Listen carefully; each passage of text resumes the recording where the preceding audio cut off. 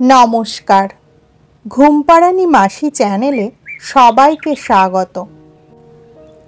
শুরু হচ্ছে সন্দীপন পাঠশালা উপন্যাসের দ্বিতীয় পরিচ্ছেদ। মস্ত বড় বর্ধিষ্ণু গ্রাম, আধা শহর। সে দুদিকেই, ভিতর এবং বাহিরে, দুদিকের রূপেই। রত্নহাটে ঢুকে গ্রামের মুখেই সীতারাম একবার থমকে দাঁড়ালো। সামনেই মণিলাল বাবুর বাড়ি। মণিলাল বাবু কাছারির বারান্দায় দাঁড়িয়ে গোফে তা দিচ্ছেন। তার ছোট ভাই ফিনফিনে আদ্যির পাঞ্জাবি পরে একখানা বাইসাইকেলের সিটে কনুই রেখে দাঁড়িয়ে আছেন। কোথাও যাবার মুখে বোধহয় কিছু বলছেন দাদাকে। সীতারাম পিছন ফিরে নিজের গ্রামের দিকে চেয়ে দেখলে একবার। তাল, শিরীষ, আম এবং বাঁশবনের ঘন নিবিড় বেষ্টনীর মধ্যে বসতি বিলুপ্ত হয়ে গিয়েছে।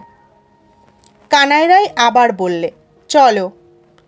সীতারাম আবার একবার নিজেকে সংযত এবং দৃঢ় করে নিলে, বললে, চলুন। মণিলাল বাবুর কাছারির সামনে এসে তার বুকটা ঢিপ ঢিপ করে উঠল। মণিলাল বাবুকে এখানে সকলে জাঁদরের লোক বলে থাকে। কথায় বার্তায়, চাল চলনে সবেই তিনি বিশিষ্ট। সীতারামের মনে পড়ল বাপের উপদেশ। তাছাড়া কানাই রায় আগেই হেঁট হয়ে নমস্কারের ভঙ্গিতে প্রণাম জানালে। সীতারামও অনুরূপ ভঙ্গিতে প্রণাম করলে। সীতারামের ভাগ্য, মণিলাল বাবু তাদের প্রণামটা আমলে আনলেন না। তারা পার হয়ে গেল মণিলাল বাবুর কাছারি। কিন্তু খানিকটা আসতেই মণিলাল বাবুর ছোট ভাই ডাকলেন, কানাই রায়, ওহে। আজ্ঞে, শোনো এদিকে। কানাই ফিরল। সীতারাম দাঁড়িয়ে রইল সেইখানেই। কিছুক্ষণ কথাবার্তার পর কানাই ডাকলে, সীতারাম, শোনো, বাবু ডাকছেন। সীতারাম এসে দাঁড়ালো। তীক্ষ্ণ দৃষ্টিতে তার আপাতমস্তক দেখে মণিলাল বাবু বললেন, রমানাথ মোড়লের ছেলে তুমি? নর্মাল পাস করেছ? বাহ, কি নাম তোমার? সীতারাম সবিনয়ে বললে, আজ্ঞে, আমার নাম সীতারাম মণ্ডল। মণিলাল বাবু বললে, বাহ, ভালো, নর্মাল পাস করেছ তুমি। ভালো ভালো, বাবুদের ছেলেদের পড়াবে? বেশ বেশ, তোমাদের গ্রামে লেখাপড়ার বেশ ঢেউ উঠেছে না? চুপ করে রইল সীতারাম। মণিলাল বাবুর ছোট ভাই বললেন, হ্যাঁ, এর এক জ্যাঠতুতো ভাই কিশোর কৃষ্ণ পাল বিএ পাশ করে MA আর ল পড়ছে। কিশোরেরই আরেকটি ভাই এবার ম্যাট্রিক দেবে। সে ছেলেটিও ভালো। মণিলাল বাবু বললেন, বাহ, বেশ বেশ, খুব ভালো। স্ম্লেচ্ছ, বিদ্যায় তো ব্রাহ্মণ সূত্র নাই, সবারই অধিকার। তোমরা লেখাপড়া শেখো, মানুষ হও। তোমাদের জাতের একটা দুর্নাম আছে, মুখ্যু বলে, সেটা ঘুচাও তোমরা। একটা অদম্য উচ্ছ্বাসে সীতারামের বুকটা ভরে উঠল। চোখ ফেটে জল এলো তার। সে আশঙ্কা করেছিল তীক্ষ্ণ শ্লেষ ভরা আচরণ, এমন সস্নেহ আচরণ, এমন অকৃপণ প্রশংসা সে প্রত্যাশা করে নাই। সেই অপ্রত্যাশিত উদার ব্যবহারে তার অন্তর উচ্ছ্বসিত হয়ে উঠল। সে আত্মসংবরণ করতে পারলে না। নত হয়ে পায়ে হাত দিয়ে সে মণিলাল বাবুকে প্রণাম করলে। মণিলাল বাবুর মুখে অভিজাত সুলভ হাসি ফুটে উঠেছিল। কিন্তু হঠাৎ তিনি চমকে উঠলেন, বললেন, তুমি কাঁদছ? সীতারামের চোখে জল এসেছিল। সেই জল তার পায়ের উপর ঝরে পড়েছে। উত্তপ্ত স্পর্শ থেকে অনুমান করে নেওয়া মণিলাল বাবুর মতো বিচক্ষণ লোকের পক্ষে কঠিন হয় নাই। সীতারাম অপ্রতিভের হাসি হেসে চোখ মুছে বললে, আজ্ঞে না। তারপর সে মণিবাবুর ছোট ভাই ননীবাবুকে প্রণাম করলে। মণিলাল বাবু বুঝতে পেরেছিলেন তার অন্তরের উচ্ছ্বাসের কথা। তারও ভালো লাগলো এটুকু, এবং এই উচ্ছ্বাসের স্পর্শে তার মধ্যেও ঈষৎ ভাবস্পন্দন জেগে উঠল বোধহয়। তিনি বললেন, আমাদের গ্রামে স্কুল, ভদ্রলোকের গ্রাম, ব্রাহ্মণের ছেলে, কিন্তু আমাদের ছেলেরা লেখাপড়া শেখে না। স্কুল হওয়া অবধি 2টি ছেলে বিএ পাশ করেছে, আর কেউ এন্ট্রান্স পাসই করতে পারলে না। তা তোমরা শেখো, তোমরা বড় হও। হঠাৎ সীতারাম হাত জোর করে বললে, আমি নর্মাল পাস। কে আপনাকে বলেছে জানি না, আমি পরীক্ষা দিয়েছি 2বার, পাশ করতে পারি নাই। মণিলালবাবু বিস্মিত হয়ে গেলেন এবার। সীতারাম বললে, আমি তাহলে যাই? মণিলালবাবু বললেন, ভালো হবে তোমার, আমার সঙ্গে এরপর দেখা করো। সীতারাম ভাগ্যকে মানে, সকল সুখ এবং দুঃখের নিয়ন্তা হিসেবে তাকে ভয় করে, ভক্তি করে। আপন ভাগ্যকে সে বারবার প্রণাম জানালে। আজকের দিনটির জন্য এত তৃপ্তি, এত আশ্বাস, এত আনন্দ সে সঞ্চয় করে রেখেছিল। তবে মণিলালবাবুর ওই আশীর্বাদ, স্নেহপূর্ণ ব্যবহারই সব নয়, সেদিন আরও সে পেলে। তার কর্মস্থল তাদের 8 আনা রকমের জমিদার বাড়িতে এসে ছেলেদের পড়ার ঘরে তার সুটকেসটি রাখলে। এ কাছারি সে আগে দেখেছে, আগে এসেছে এখানে। তখন জমিদারবাবু বেঁচে ছিলেন। তিনি ছিলেন ভয়ানক রাশভারী লোক, বিষয়ী লোক ছিলেন তিনি, কিন্তু কুটিল পন্থার পক্ষপাতী ছিলেন না। বিরোধ বাঁধলে তিনি যা করতেন বলে করতেন, এবং অন্যায় যারই হোক ও যেখানেই হোক প্রতিবাদ করতেন। আজ কর্তা নাই, নাবালকের সংসার। বড় ছেলেটি ভয়ানক উগ্র স্বভাবের, সে ফার্স্ট ক্লাসে পড়ে। সীতারামের সৌভাগ্য তাকে পড়াতে হবে না, পড়াতে হবে ছোট দুটিকে। কিন্তু তাদের মধ্যেও তো এই রক্ত। এ বাড়ির মালিক এখন রানীমা। সীতারামের ভরসা, তিনি নাকি বড় ভালো লোক। সুটকেসটি রেখে ঘরখানির উপর একবার চোখ বুলিয়ে নিলে। বেশ ঝকঝকে তকতকে মাঝারি আয়তনের ঘর। আসবাবের মধ্যে কেবল একখানি তক্তাপোষ আর একটি পুরনো আমলের টেবিল। কানাই রায় বললে, এই ঘরে তুমি থাকবে, এখন চলো, হাত পা মুখ ধুয়ে নাও, রানীমাকে প্রণাম করে আসবে। কাছারির একেবারের গায়েই বেশ বড় পুকুর, জলও বেশ ভালো, বাঁধানো ঘাট। পুকুরটিও বাবুদের। সব মিলিয়ে ভালোই লাগলো সীতারামের। বাড়ির ভিতর ঢুকতে 2টো দরজা পার হতে হয়। দরজা দুটির মাঝখানের স্থানটুকু এমন যে সেখানে দাঁড়িয়ে বাড়ির ভিতরের কথা শোনা যায়, কিন্তু দেখা কিছু যায় না। বাড়ির ভিতর বেশ একটি গোলমাল উঠেছে। কানাই রায় থমকে দাঁড়ালো। কি হলো? প্রশ্নটা যেন নিজেকেই সে করলে, অত্যন্ত মৃদু স্বরে এবং শঙ্কার সঙ্গে। সীতারাম শুনতে পেলে বাড়ির ভিতর ছেলে মানুষের গলায় কেউ বলছে, আমি চোরও নই, চুরি করতেও আমি যাইনি। ফুটবল খেলে বাড়ি ফিরছিলাম, দেখলাম ও পাড়ার ছকু, কড়ি আরও কজন ছেলে ক্ষেত্র মধ্যে সন্ধ্যের অন্ধকারে মূলো আর বেগুন তুলছে। জিজ্ঞাসা করলাম তো ছকু বললে, আমরা ফিস্ট করব রাত্রে, তাই তরকারি চুরি করছি। আমিও ওদের কতকগুলো আলু তুলে দিলাম। স্ত্রী কণ্ঠে প্রশ্ন হলো, কেন দিলে? উত্তর হলো, ওদের সাহায্য করলাম, আর চুরি কখনো করিনি, চুরি করতে কেমন লাগে তাই দেখলাম। স্ত্রী কণ্ঠে ধ্বনিত হয়ে উঠল, কিন্তু সকালবেলায় ওই চাষিটি যদি তোমাকে না দেখত তাহলে তো নিশ্চয়ই গাল দিত। কোন হারামজাদা আমাদের মূলো বেগুন চুরি করেছে?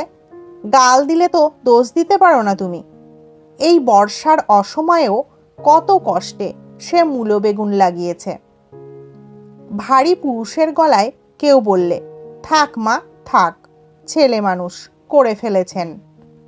ছেলে মানুষ বলবেন না নায়েববাবু, ফার্স্ট ক্লাসে পড়ছে, 16 বছর পার হতে চলেছে, ছেলে মানুষ কিসের? কানাই রায় বিস্ময়ে প্রায় বিহ্বল হয়ে পড়েছিল। সীতারামের উপস্থিতি সে বোধহয় বিস্মিত হয়েই বলে উঠল, রানীমা বড়বাবুকে বকছেন। ছেলে মানুষের গলায় এবার কথা শোনা গেল। সীতারাম বুঝতে পারলে এটি সেই উগ্র স্বভাবের বড় ছেলেটি। সীতারাম শিউরে উঠল। ছেলেটি অনায়াসে বলে গেল, চুরি করতে কেমন লাগে তাই দেখলাম। এবার সে কি উত্তর দেয় শুনবার জন্য সীতারাম উদ্গ্রীব হয়ে উঠল। ছেলেটি বলছে সে শুনলে, হ্যাঁ, আমার অন্যায় হয়েছে, তার জন্য আমি তোমার কাছে ক্ষমা চাচ্ছি। বিব্রত কণ্ঠস্বরে বোধহয় চাষাটি বলে উঠল, আজ্ঞে বাবু, আজ্ঞে বাবু, আজ্ঞে না, আমাকে বললে আমি নিজে তুলে দিতাম আপনাকে। রানীমা আবার বললেন, নায়েব বাবু, ওই লোকটিকে 500 আলুর বাজার দরে দাম দিয়ে দেবেন। দামটা বাবুর জলখাবারের টাকা থেকে কাটা যাবে। বিস্ময়ে অভিভূত হয়ে গেল সীতারাম। এ কোথায় এসে পড়ল সে? এদের এই ধারাধরন, এই রীতিনীতি তার কাছে শুধু বিস্ময়করই নয়, গম্ভীরতায় শ্বাসরোধী বলে মনে হচ্ছে। শুধু তাই নয়, মনে হচ্ছে ওরই মধ্যে কোথাও এমন কিছু নিহিত আছে যা ইঙ্গিতে তাকে শাসন করছে। সে যেন অত্যন্ত ছোট হয়ে গেল। নায়েববাবুর গলা শোনা গেল, এসো হে, এসো। পদশব্দ ধ্বনিত হয়ে উঠল। কানাই সচেতন হয়ে উঠল এই মুহূর্তে। এমন লুকিয়ে কথা শোনা তার অভ্যেস আছে। সে গলা ঝেড়ে শব্দ করে আগমন বার্তা জ্ঞাপন করে বললে, এসো এসো, এ তো তোমাদের জমিদার বাড়ি, আপন বাড়ি হে, এসো, লজ্জার কি? নায়েববাবু বেরিয়ে এলেন, সঙ্গে একটি নিম্ন শ্রেণীর চাষি। সীতারাম বুঝলে এরই জমি থেকে আলু চুরি করেছে এ বাড়ির বড় ছেলেটি। পরীক্ষা করে দেখেছে চুরি করতে কেমন লাগে।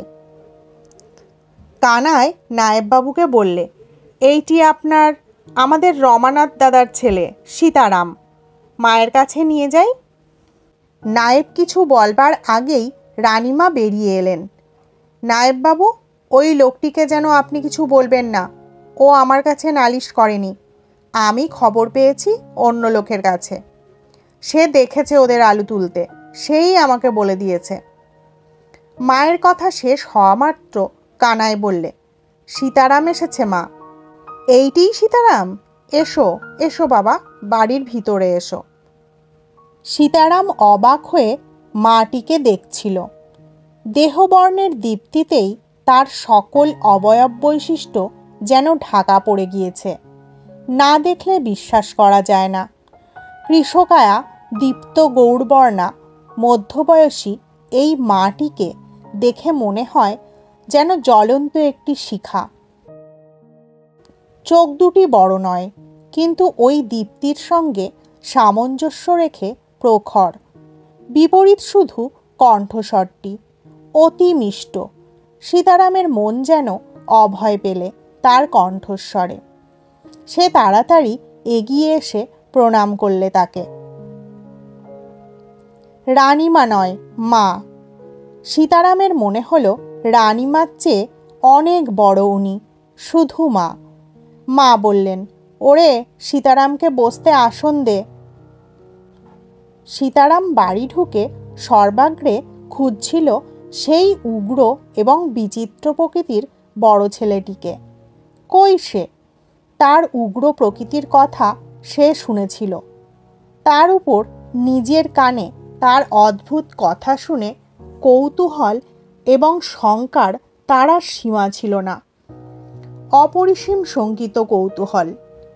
চুরি করতে কেমন লাগে তাই দেখলাম। এ কি ছেলে? কই সে? কিন্তু সে নাই, বোধহয় উপরে গিয়েছে। এরই মধ্যে হঠাৎ আসনের কথা শুনে সে প্রায় চমকে উঠল। আসন সে প্রত্যাশা করে নাই, এর জন্য প্রস্তুত ছিল না সে। চঞ্চল হয়ে উঠল সে, হাত পা ঘামছে। আত্মসংবরণ করেও সে বিব্রত, এবং লজ্জিত না হয়ে পারলে না। ব্যস্ত হয়ে বললেন, না না মা, আসন কি জন্যে? আসন চাই না। আপনার সামনে। তার মুখের কথা প্রায় কেড়ে নিয়েই কানাই রায় বলে উঠল, ঠিক কথা, আপনার সামনে আমরা কি আসনে বসতে পারি মা? আপনার অন্ন খাচ্ছি, তাছাড়া প্রজা। মা হাসলেন, আশ্চর্য স্নেহমধুর কণ্ঠে প্রতিবাদ করে বললেন, না না রায়, এ বাড়িতে সীতারাম আজ এসেছে শ্যামু দেবুর শিক্ষাগুরু হয়ে। এ বাড়িতে অন্ন আমরা দয়া করে দেব না, উনিই দয়া করে গ্রহণ করবেন। জমিদার প্রজার সম্বন্ধ আলাদা। সীতারাম, আসনে উঠে বসো বাবা। সীতারামের মনের মধ্যে সে এক আশ্চর্য আলোড়ন উঠল মুহূর্তে। তার স্পষ্ট কোনো রূপ নাই, কিন্তু একটা আবেগ আছে। সে আবেগ তাকে একটা মর্যাদাময় প্রেরণায় অনুপ্রাণিত করলে, সংকোচ কাটিয়ে দিলে। সে আসনটা টেনে নিয়ে বসল।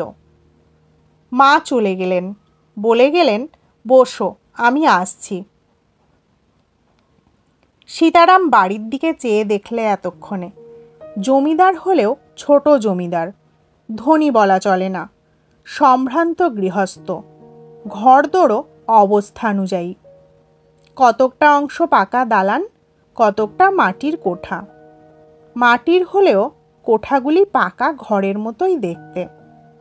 থামওয়ালা বারান্দা, পাকা মেঝে, পরিপাটি মাটির পলেস্তারার উপর পাকা ঘরের মতো চুনকাম করা। উঠান, দাওয়া, এগুলিও সবই পাকা। কানাই হেসে কাউকে বললে, এসো দেবু দাদা, তোমার মাস্টার মশাই, এসো। সীতারামের চোখে পড়ল সামনের বারান্দায় একটি থামের আড়াল থেকে ফুটফুটে একখানি মুখ উঁকি মারছে। তার চোখে চোখ পড়তেই সে ফিক করে হেসে মুখ লুকিয়ে ফেললে। সীতারাম তাকে সস্নেহে ডাকলে, এসো খোকাবাবু, এসো। ঠিক এই সময়েই মা এসে দাঁড়ালেন। নিজের হাতে নিয়ে এসেছেন একখানি রেকাবিতে দুটি মিষ্টি, দুটি গুড়ের নাড়ু, এক গ্লাস জল। নামিয়ে দিয়ে তিনি বললেন, তুমি ওদের বাবু বলো না বাবা। তারপর বললেন, খাও, জল খাও, প্রথম এলে, সকলের আগে মিষ্টি মুখ করো। ওই একটু মধু আছে, ওইটুকু আগে মুখে দাও। সীতারামের এতক্ষণে চোখে পড়ল একপাশে একটু মধু রয়েছে। কোনো সংকোচ প্রকাশ না করেই সে রেকাবিটি তুলে নিলে। মধুটুকু খেয়ে সে সন্দেশ একটি তুলে নিলে। দোকানের তৈরি নয়, বাড়ির তৈরি, কিন্তু এমন চমৎকার মিষ্টি সীতারাম কখনো খায় নাই। মুখে রেখে গিলতে যেন ইচ্ছা হচ্ছিল না, খেলেই তো ফুরিয়ে যাবে। আর তো মাত্র একটি। মা ইতিমধ্যে ছেলেটিকে এনে সীতারামের সামনে দাঁড় করিয়ে দিলেন। তোমার মাস্টার, নমস্কার করো।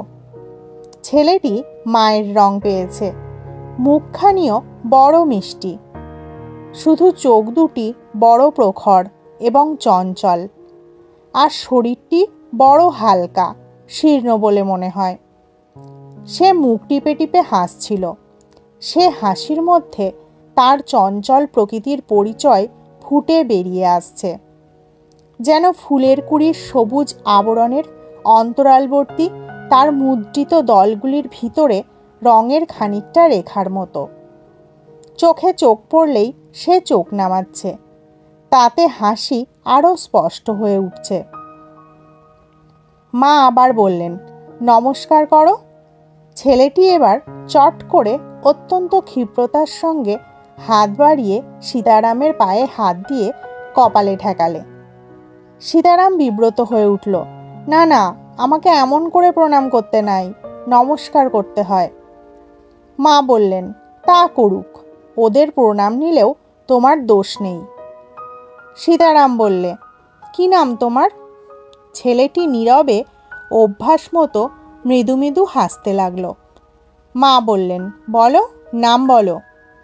শ্রী দেবানন্দ মুখোপাধ্যায়। বাহ, ভারী ভালো নাম, তেমনই ভালো ছেলে। মা হেসে বললেন, ভালো উনি মোটেই নয়, ভারী চঞ্চল, ওকে নিয়ে বেগ পেতে হবে তোমাকে। কিন্তু শ্যামু কোথা গেল? শ্যামু, শ্যামু।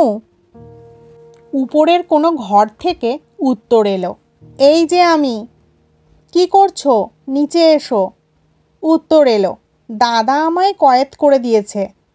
মা বললেন, তা হোক, তোমার মাস্টার এসেছেন, নেমে এসো। দাদা খালাস না দিলে কেমন করে যাব? দাদাকে বলো।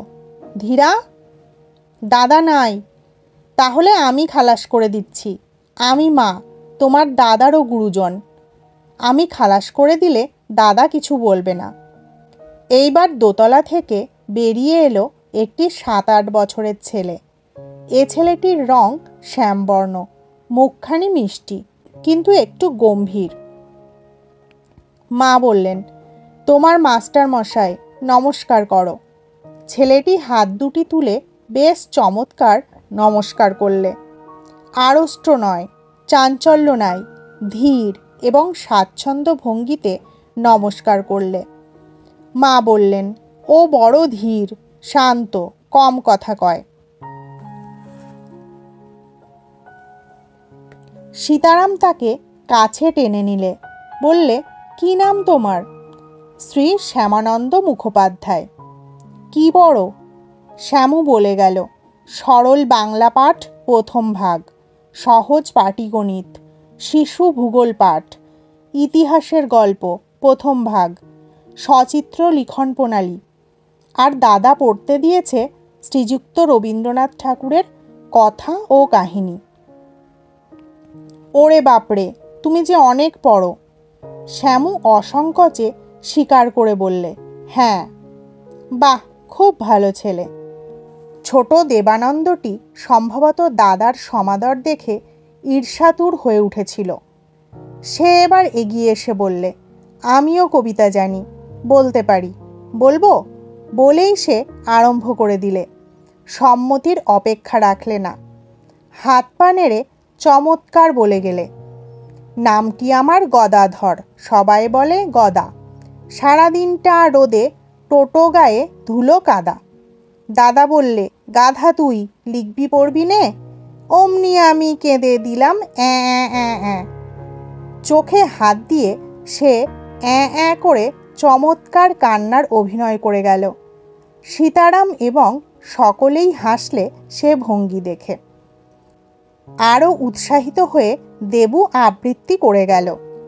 দিদি বললে, না না না না, তুমি ভালো ছেলে, সোনামানিক এসো খানিক হাডুডুডু খেলে। বলেই সে হাডুডুডু বলে ছুটে বেরিয়ে চলে গেল বাড়ি থেকে। মা শ্যামুকে বললেন, তুমিও কিছু শুনিয়ে দাও। শ্যামু এবার উৎসাহিত হয়ে উঠেছিল দেবুর সাফল্যে। সে সীতারামের কোলের কাছ থেকে সরে এসে দাঁড়ালো, একটি নমস্কার করলে, তারপর বললে, কবিগুরু রবীন্দ্রনাথ ঠাকুরের প্রার্থনাতীত দান। পাঠানেরা যবে বাঁধিয়া আনিল বন্দি শিখের দল, সুহিতগঞ্জে রক্তবরণ হইল ধরণী তল। অবাক হয়ে গেল সীতারাম। শ্যামু সুন্দর আবৃত্তি করে যাচ্ছে। এমন আবৃত্তি সীতারাম নিজে করতে পারে না। আর কবিতাটিও কি সুন্দর। নর্মাল স্কুলে রবীন্দ্রনাথ ঠাকুরের কবিতা পড়ানো হয় না। এখানকার স্কুলে সে যখন পড়তো তখনও হতো না। তিনি নোবেল প্রাইজ পেয়েছেন, সে কথা সীতারাম জানে, কিন্তু তার কবিতা বিশেষ সে পড়েনি। অথচ এই ছোট ছেলেটি। শ্যামু শেষ করলে আবৃত্তি। তরু সিং কহে, করুণা তোমার হৃদয়ে রহিল গাথা, যা চেয়েছ তার কিছু বেশি দিব, বেনির সঙ্গে মাথা। তারপর সে বললে, শিখের পক্ষে বেনিচ্ছেদন ধর্ম পরিত্যাগের ন্যায় দূষণীয়। এ তথ্যটি সীতারামের পক্ষে নূতন। সে বিস্ময়ে স্তম্ভিত হয়ে গেল।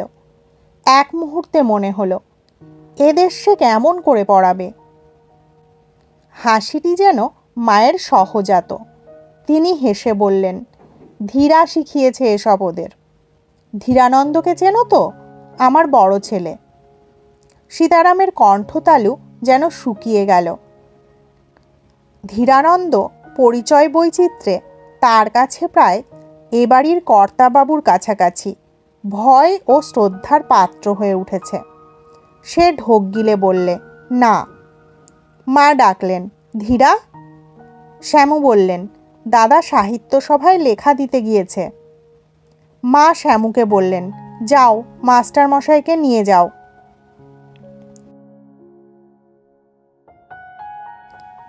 একা ঘরের মধ্যে বসে সে ভাবছিল, ভাগ্য তার আজকের দিনটিকে অপর্যাপ্ততায় ভরে দিয়েছে, অপরূপ এবং অদ্ভুত অপর্যাপ্ততায়। অন্যদিকে কিন্তু ভয়ে তার মন সংকুচিত হয়ে আসছে। এদের এখানে সে কেমন করে পড়াবে? বাড়ি ফিরে যাবে? সেও ইচ্ছা হয় না। অনেকক্ষণ স্তব্ধ হয়ে বসে রইল সে। ভাবল, না, ভয়ে পালাবে না, শিখে নেবে সে। কতদিন লাগবে শিখতে? এখানে সে অনেক কিছু শিখতে পারবে। ঘরে অবশ্য তার মোটা ভাত মোটা কাপড়ের অভাব নাই। কিন্তু তাই কি সব? ভাত কাপড়ের অভাব থাকলে চাষি সদকোপের ছেলে সে, তার লেখাপড়া শেখাই হতো না। ভাত কাপড়ের জন্য অন্যের জমি চাষ করত, চাষে খাটত, অথবা এমনই ভদ্রলোকের বাড়িতে চাকরের কাজ করত। ভাগ্য ভালো হলে বড়জোর কানাই রায়ের মর্যাদা পেতে পারত।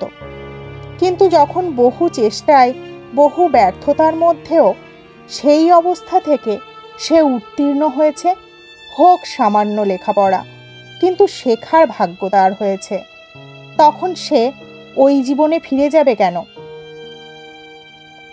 এই যে আজ জমিদার বাড়িতে সম্ভ্রান্ত ভদ্র ঘরে শিক্ষাগুরুর আসন সে পেলে, সে আসন উপেক্ষা করে উঠে যাবে সে ভীরুর মতো? না, যাবে না সে। কিছুক্ষণ পর তার কি খেয়াল হলো, পকেট থেকে পেন্সিল বার করে তক্তাপোশের গায়ে যে জানালাটি, তার মাথার উপর লিখলে 8ই শ্রাবণ 1322 সাল, আজকের তারিখ। আজকের দিনটি তার জীবনের একটি স্মরণীয় দিন। তার পিতৃ পিতামহের গ্রাম, পিতৃপুরুষের কুলকর্মের গণ্ডিকে অতিক্রম করে সে আজ ভদ্র শিক্ষিত ব্রাহ্মণ প্রধান গ্রাম এই রত্নহাটে। তাদের গ্রামেরই জমিদার বাড়িতে শিক্ষক রূপে সসম্মানে আসন পেয়েছে। এ কি কম গৌরবের কথা? অনেকক্ষণ সে চুপ করে বসে রইল। এই ক্ষুদ্র সার্থকতাটুকুর উপর ভিত্তি করে সে ভবিষ্যৎ জীবনের কল্পনার দেউল গড়তে লাগলো। বাবুদের বাড়ির এই চাকরিটুকু নিয়ে থাকলে তো তার চলবে না। মাসিক 4 টাকায় সে জীবন কাটাতে পারবে না। তাছাড়া দেবু শ্যামু বড় হলে তখন তার কি হবে? অবশ্য ওই বড় ছেলেটির ততদিনে বিয়ে হবে, হয়তো ছেলেও হবে, অবশ্যই হবে।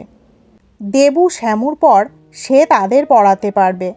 তারপর শ্যামুর সন্তান হবে, তারপর দেবুর সন্তান হবে। কল্পনাটা বড় বেশি মিষ্টি মনে হলো। এ যেন ওই বাড়িতে দাসখত লিখে দেওয়া, মাস্টারির দাসখত। তার চেয়ে সে যদি এখানে একটি পাঠশালা করতে পায়। পাঠশালার কথা সে কানাই রায়কে বলেছে। কানাই রায় এ বাড়ির মাকে বলেছে। মা আশ্বাস দিয়েছেন তিনি চেষ্টা করবেন। পাড়ার ঠিক মাঝখানে এদের চণ্ডী মণ্ডপ, সেইখানে পাঠশালার স্থান করে দেবেন বলেছেন।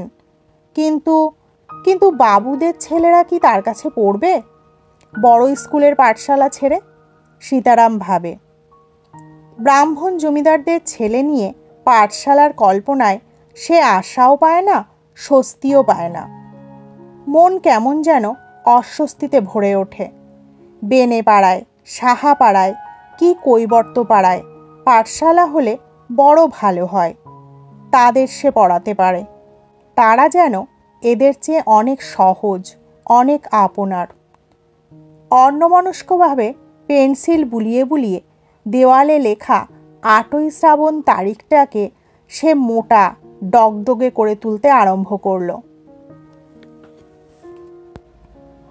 আজ এই পর্যন্ত। দেবু ও শ্যামুকে পড়ানো ছাড়াও সীতারাম একটি পাঠশালা খুলতে চায়। কিন্তু চাষার ছেলের পাঠশালা খোলার স্বপ্ন কি সত্যি হবে? এ প্রশ্নের উত্তর আমরা জানতে পারব পরবর্তী পরিচ্ছেদগুলিতে। ধন্যবাদ সকলকে। সবাই ভালো থাকবেন, সুস্থ থাকবেন। আর ভালো লাগলে একটি লাইক করে দেবার আবদার রইল।